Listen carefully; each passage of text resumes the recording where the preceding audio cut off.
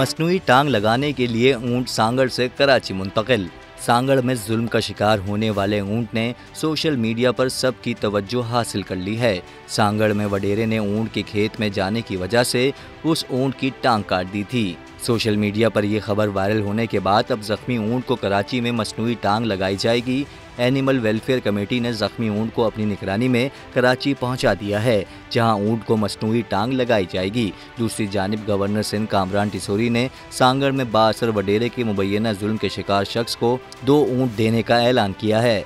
Deputy commissioner का कहना है कि ऊंट को गुज़िश्ता रोज कराची मुंतकिल कर दिया गया था, जबकि पुलिस ने ऊंट की टांग काटने पर 5 अफराद को गिरफ्तार कर लिया है। रियासत की मुद्दत में मुकदमा भी दर्ज कर लिया गया है। मसनूई टांग पीर के रोज भारत से दुबई और फिर कराची पहुँचाई जाएगी।